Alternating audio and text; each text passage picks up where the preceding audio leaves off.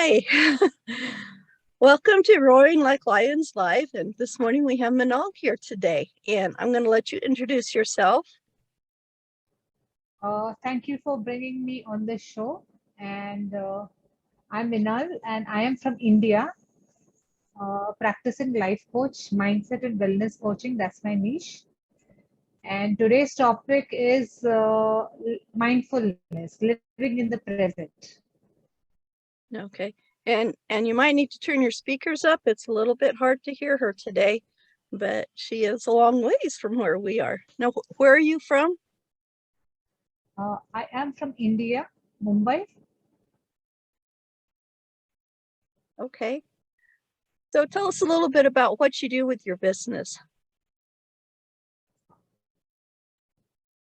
To talk about myself, I have been into corporate life for 20 odd years. I was working with corporates. I have my own business. That is, I'm a sales consultant, and from 18 odd months, I've started with coaching, life coaching. Ah, how do you So like it's that? been an interesting journey. Yeah, Yeah? I love it. Oh, good. Good. Well, tell us a little bit about the journey. How did you get into life coaching? So now, life coaching is something where I feel it is time for me to give back to the society. Yeah. Uh, my life has not been a very simple or it has not been a bed of roses. I've gone through a lot in my personal life. Like, I'm a single parent. I've lost my husband. I had lost my husband at a very young age. So, living without your partner, bringing up your child, and all that was not very easy for me. But yes, I had people who supported, my family supported, my parents supported, Oh, good. and taking up a job was a new thing. And then I met with very good bosses I had in my life, some good, some bad, some not so good, kind of thing. So at every job I did learn, so, and I feel that whatever I have learned through my life, my experience, I would want to share it with people who are in the same phase today. Yeah. Single parents who are struggling to meet their both their ends, meet their ends, or who are struggling bringing up their children. At some point, one always feels, I want to give up. Right. So I want to be that motivational person. I want to motivate them not to give up. So do you mostly work with single parents? Not really, but yes, single parents are some of the coaches or client base that I have, and I also have people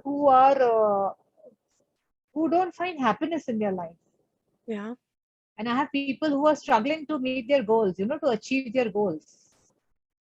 So at some point in time, as I said, even I had everything, but I didn't find happiness in my life. So I thought, no, it's completely in your mind. How you think, how you perceive things, life will be according to that. So that's where, I feel that I think I can help people who are facing the same situation by my experience, what I've gone through. Yeah. And this is my time to give back. Ah, nice. Nice. So what are some of the ways that, they're doing great in their business, great and everything else, but they're still not happy? What are some things you would tell them? I would want to tell them that if your business is good, if you have everything in life, then there has to be something in the past. Something must have happened in the past that has that is what is creating some negative thoughts or some negative self-talk, which is stopping you from achieving happiness in the present moment. Hmm. Yeah.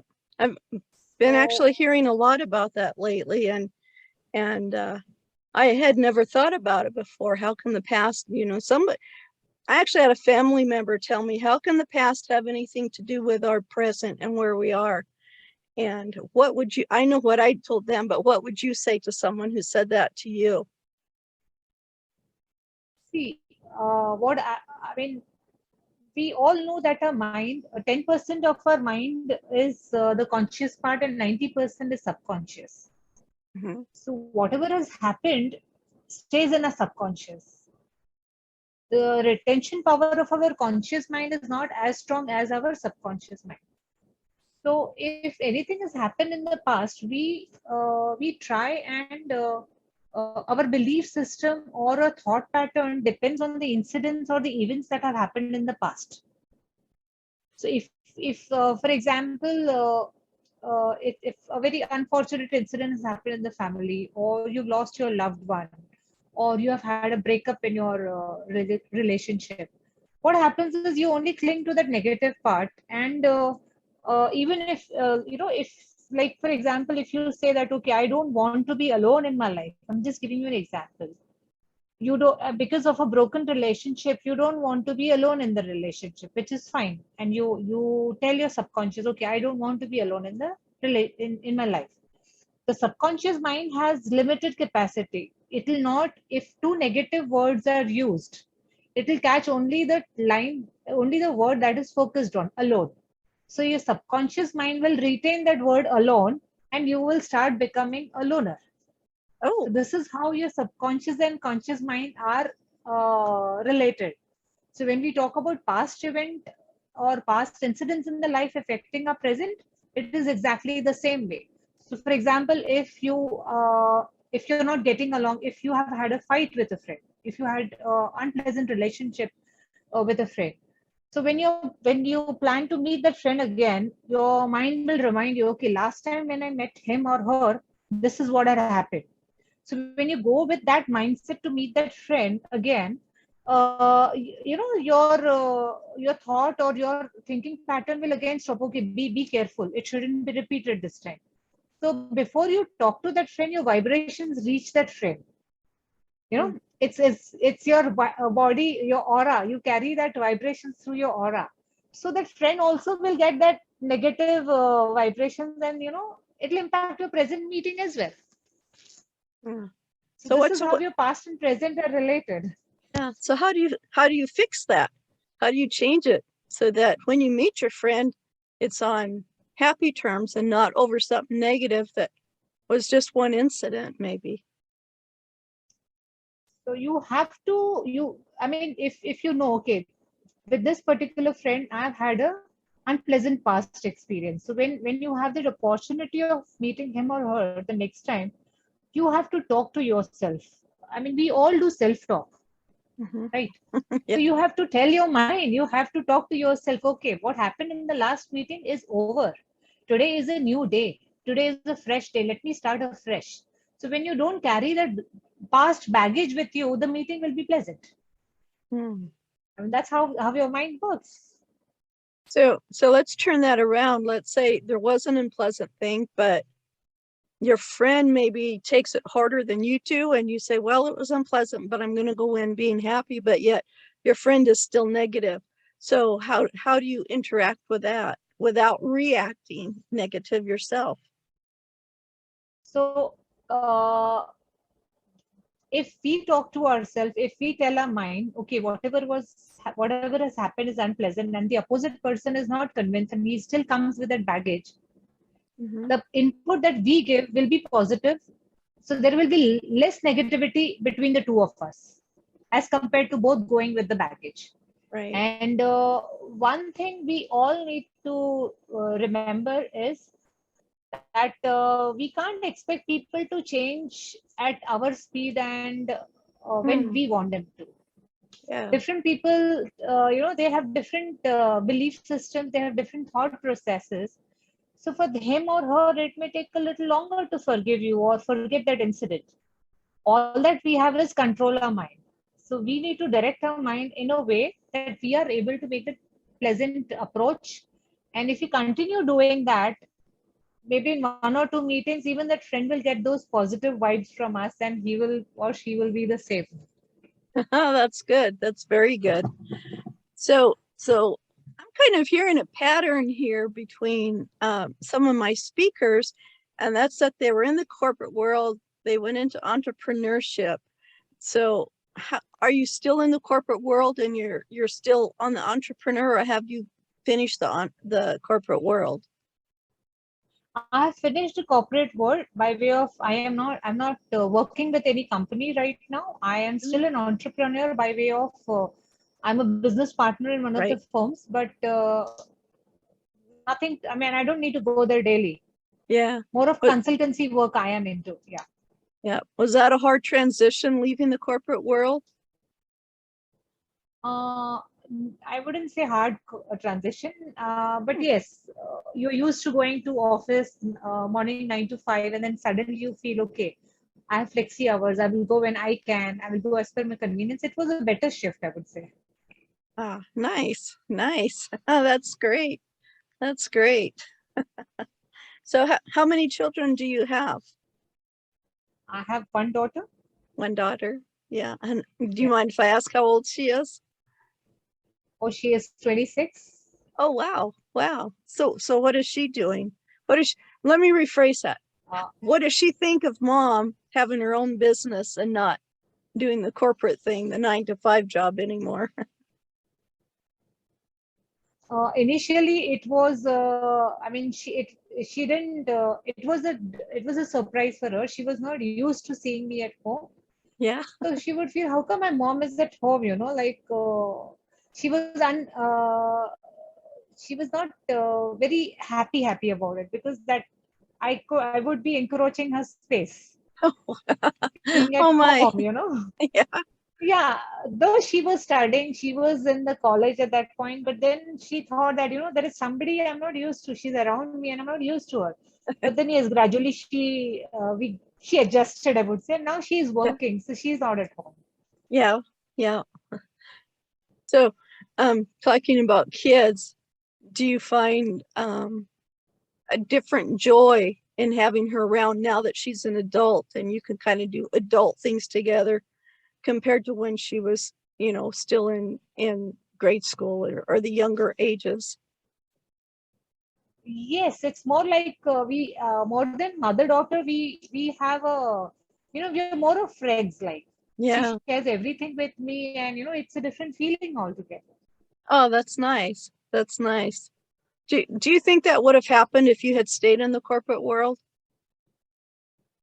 It wouldn't, because when she was a child and I was working, she was not very happy me leaving her home alone. Yeah. So now I mean, she's more at home. If I'm at home, she feels good about the whole thing now. Ah, that's wonderful. That's wonderful. Yeah. Yeah. So what do you do when you're not working as a coach? What kind of things do you Oh, do you for have so fun? many things you have to do. I meet up with friends. We go on for weekends with friends. I do. Plus, Uh, I keep when I'm not coaching, I keep learning. I keep yeah. updating my information. Yeah. Yeah. That's good. It's like the more you learn, the more you grow, and we go towards Yes. growth. And when we hit maturity, it's the end. We got to keep learning and keep growing. That's amazing. Yes.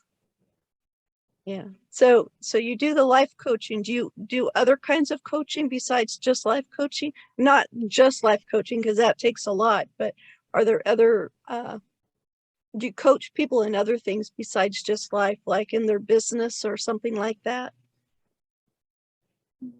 I do more. I also guide people on fitness. Ah,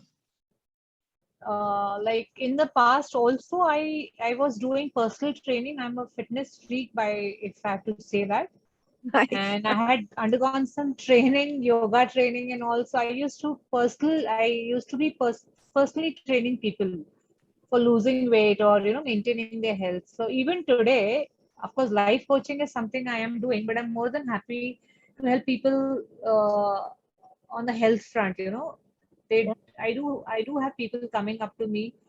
uh, what is the diet that I should be following? Not that I'm a dietitian, but I can still help them regulate the dietary habits and the workout patterns, what they should be doing. I Ah, mean, what kind of weight training is advisable at what age? All that I do keep. I yeah. mean, I keep giving tips to people. Oh, that's really good. And you mentioned age, and we have to think about that because as our bodies age, our bodies start doing different things. I used to have a really high metabolism. Now I don't. I could skip a meal and I'd lose 5 pounds. I skip a meal and I make up for it on the next meal. you know, so yeah, it's definitely different as we go through different stages in life. And um, and depending on where we're at physically depends on how we do everything, whether, and now one thing that I'm doing more of is sitting at my computer and not being outside. I'm not gardening like I was. I'm not working with the animals like I was, I'm just concentrating on the business. And I notice I don't have the energy like I used to have. And I'm not outside as much. I'm rectifying that now because I finally recognized it last week. It's like, man, last 5 months, I've been doing nothing but being right here on the screen. And it's nice out now. It's summertime. So how do you make that transition from being sedentary to now wanting to be really active, especially COVID is over? We can get out and do so much more in our lives. We can go places and so how do you do that safely? What's something that you would recommend? See, in COVID, I am sure no one was even willing to go out to any gym or do any kind of workouts outside. Yeah. So all that we could do is whatever exercises you could do at home. Mm-hmm. And it's more of yoga is something, if you are familiar, if you're used to doing some yoga exercises, that can help you. If you do not have time to go out, or if, like, again, the situation is becoming difficult, the COVID cases across the numbers are increasing, and people do speculate that what if again lockdown is imposed and all that. So what one can do is always find some kind of yoga exercises, some kind of stretches that one can do. Because end of the day, what happens is, if you are doing all sedentary work, your body becomes stiff Mm-hmm. and your muscles lose that. Your muscles become very weak. So you have to do stretching and you have to do some kind of exercises to keep your body flexible. Okay. I know when And more important is ensure that the posture in which you're sitting has to be correct. uh, yeah, makes a big difference. So I put these It glasses does on it. when I'm on the screen so I can see the whole thing. Otherwise, with my trifocals that I have, I'm like this and back and hunched, and it's like I'm hurting. It's like, nope, got to stop that. But yeah, stretching is a really good idea. And one thing I used to do when I was really heavily doing genealogy for other people, I mean, I was definitely searching and sitting and looking at libraries, looking at computer screens on the phone, and I ended up setting a clock for every 60 minutes to stop, take a break, get up, stretch, move around, get some water, rehydrate myself. I don't think people realize how dehydrated they get when they're just sitting doing all of this and not doing anything. To me, it seems like I get more dehydrated when I'm sitting than out there. And maybe that's because when I'm out doing stuff, I drink more. I don't know. But yeah, I would definitely set an alarm for every hour. And I don't know, maybe I should have set it for a half hour. What do you think? Yes, depending on the kind of work that you are catering to, if possible, half an hour. If not, 1 hour. Every 1 hour, you can walk few steps and come back, do some hand stretching, leg stretching, and then again resume work. That is Mhm. something one can always do. Yeah, And as one ages, what happens? Your body, there is a lot of wear and tear. yeah, Like, it could be your spine, it could be your back, it could be your knees. So you have to be careful. The way you pick up things, the way you lift things, or the way you bend down. You can't be doing that with a jerk. yep, So yeah. all those things one has to keep mind as one ages. Otherwise unnecessarily you'll create some or the other hassle. It Some does. pull you will have, and then all those things come up.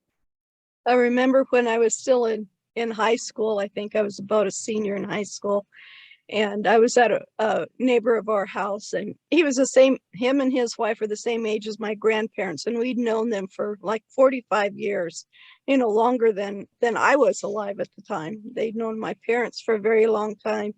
And I stumbled and I fell and I just kind of rolled and got back up, and he starts laughing, which was fine. But he said, "I'm not laughing at you. I'm just thinking that if I had fallen, I would have just stayed there and been stiff as a board.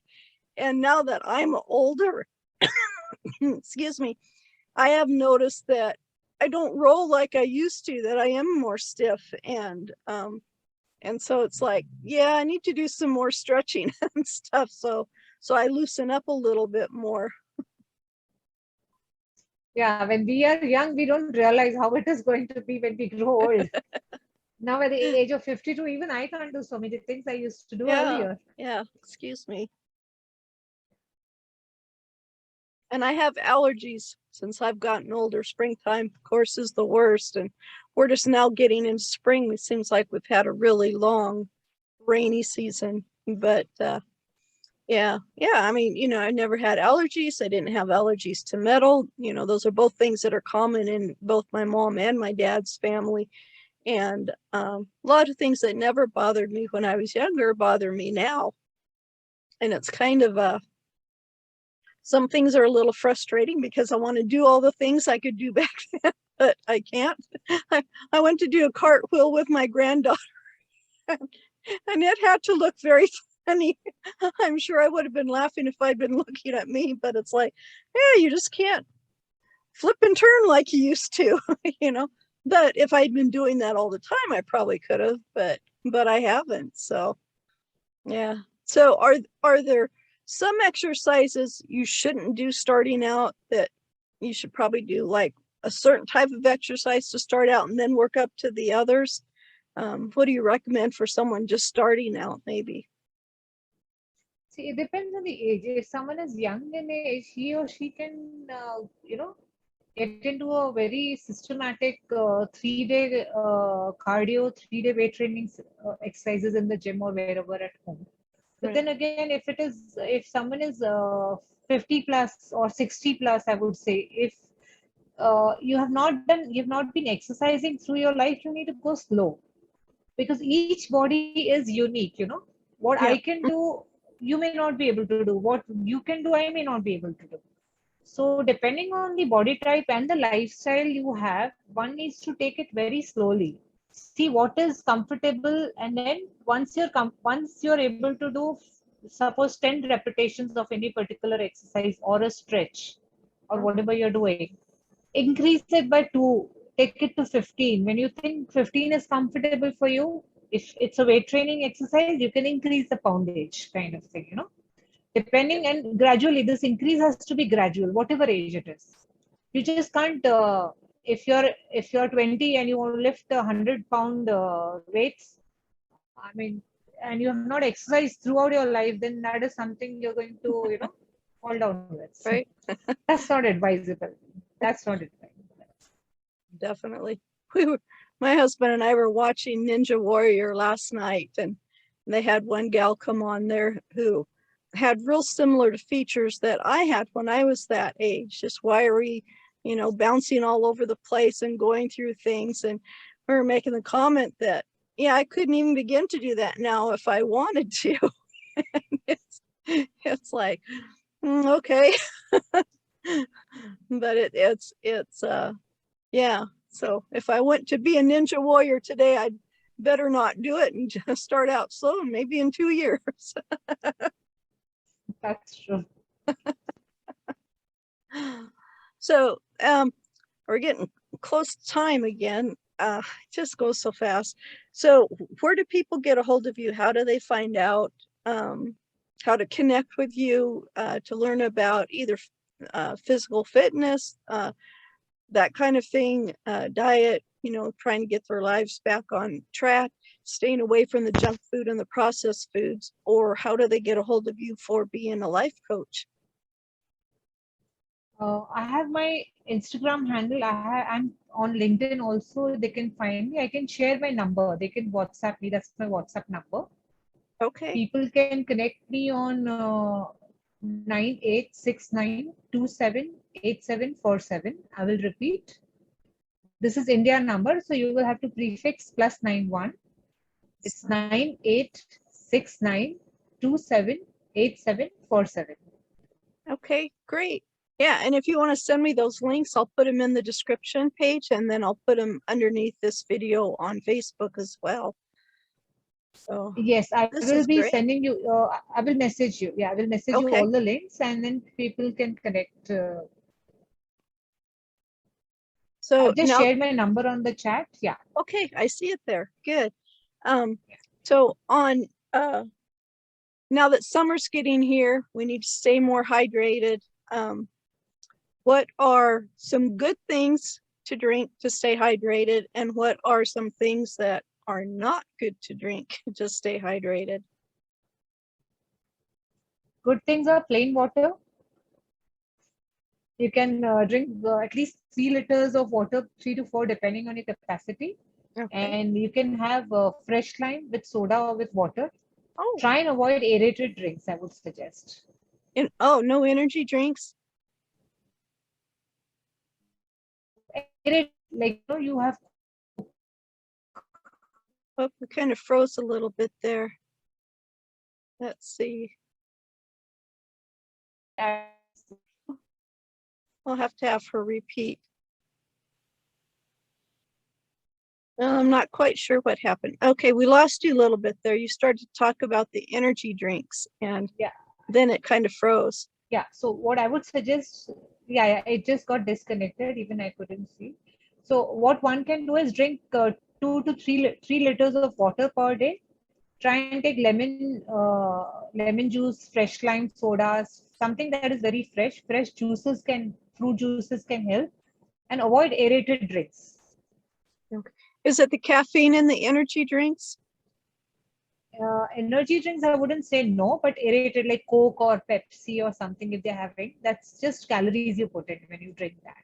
Oh, okay. So that's not good. So anything fresh, fresh fruits, fresh juices, and water is something one can always keep consuming. Okay, what about coffee or tea? I know that's a big favorite of people. I mean, personally, if you ask me, caffeine is something one should always avoid. Okay. But yes, if you're addicted, you can go with one or 2 cups of tea or coffee during the day. And if you're okay, you can switch to green teas. Yes. That's better than any other drinks that you can. Okay, that sounds good. Well, great. Well, I'll put your information in the descriptions when I put the replay on YouTube, and I'll put it underneath of this live on Facebook. And I thank you so much for being here today. This is great information. My pleasure. Thank you for inviting me here. Oh, thank you. We'll have to have you back in a couple of in a while. We'll maybe go a couple of months, see how it went for you for the summer, and how your business is doing. Okay, well, thank you, Sure, look forward. and thank you all of our audience and those watching on the replay for being here. And if you want to find out more about her, be sure and look in the descriptions and in the comments on Facebook. And we'll talk with you later. Alrighty, bye-bye. Bye. Have a great day. You too.